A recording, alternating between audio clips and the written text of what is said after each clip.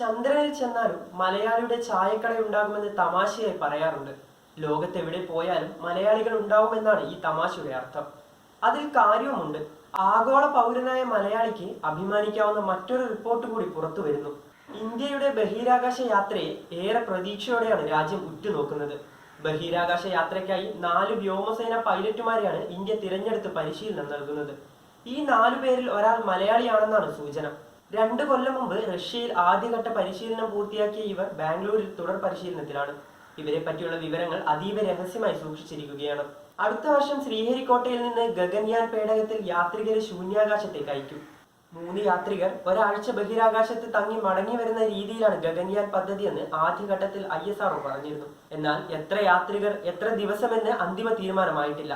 ഇക്കാര്യം ഔദ്യോഗികമായി പ്രഖ്യാപിക്കുന്നത് പ്രധാനമന്ത്രിയായിരിക്കും. 2022 ഇന്ത്യക്കാരനെയോ ഇന്ത്യക്കാരിയോ സ്വന്തം റോക്കറ്റിൽ ബഹിരാകാശത്ത് അയക്കുമെന്ന് 2018 സ്വാതന്ത്ര്യദിന പ്രസംഗത്തിൽ പ്രധാനമന്ത്രി പറഞ്ഞിരുന്നു.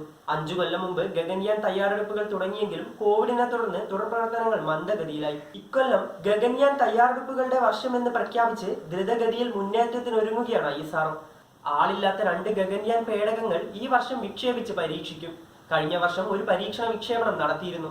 റോക്കറ്റ് വിക്ഷേപണത്തിനിടെ അത്യാഹിതം സംഭവിച്ചാൽ യാത്രികരെ രക്ഷപ്പെടുത്തി തിരിച്ചിറക്കുന്ന പരീക്ഷണമാണ് നടത്തിയത്. അബോർട്ട് ടെസ്റ്റ് എന്ന പേരിൽ ഈ പരീക്ഷണത്തിൽ ശ്രീഹരിക്കോട്ടയിൽ നിന്ന് വിക്ഷേപിച്ച ഗഗൻയാൻ പേടകം റോക്കറ്റിൽ നിന്ന് വേർപെട്ട് കടലിൽ സുരക്ഷിതമായി ഇറങ്ങി. അതേസമയം ഗഗൻയാനിൽ ഇന്ത്യക്കാരെ അയക്കും മുമ്പ് അമേരിക്കയുമായി സഹകരിച്ച് അന്താരാഷ്ട്ര ബഹിരാകാശ നിലയത്തിലേക്ക് ആളെ അയച്ച് അനുഭവ സമ്പത്തുണ്ടാക്കാനുള്ള നീക്കവും ISRO നടത്തുന്നുണ്ട്.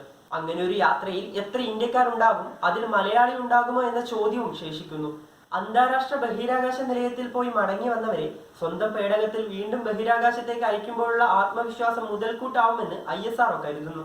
അതിനിടെ തിങ്കളാഴ്ച ശ്രീഹരിക്കോട്ടയിൽ നിന്ന് PSLV റോക്കറ്റിൽ ഇന്ത്യയുടെ ബഹിരാകാശ വാന നിരീക്ഷണ പേടകം എക്സ്റേ പൊളാരിമീറ്റർ സാറ്റലൈറ്റ് എക്സ്പോസാറ്റ് വിജയകരമായി വിക്ഷേപിച്ച് പുതുവത്സരാഘോഷം ISRO അതിഗംഭീരമാക്കി. നക്ഷത്രങ്ങൾ കത്തിയമർന്നുണ്ടാകുന്ന തമോഗർത്തത്തെക്കുറിച്ച് പഠിക്കാനാണ് 250 കോടി ചെലവിട്ട് ഈ പേടകം. PSLV റോക്കറ്റിന്റെ 60ാം വിക്ഷേപണ വിജയം കൂടിയായിരുന്നു ഇത്. Thiruvananthapuram LBS women's engineering college വിദ്യാർത്ഥികൾ നിർമ്മിച്ച പേടകമടക്കം മറ്റ് 9 പരീക്ഷണ ഉപഗ്രഹങ്ങൾ കൂടി ഇതേ റോക്കറ്റിൽ വിക്ഷേപിച്ചു. ഈ വർഷം എല്ലാ മാസവും വിക്ഷേപണങ്ങൾ ഉണ്ടാകുമെന്ന് പുതുവത്സര വിക്ഷേപണ ശേഷം ISRO ചെയർമാൻ S. സോമനാഥ് അറിയിച്ചു.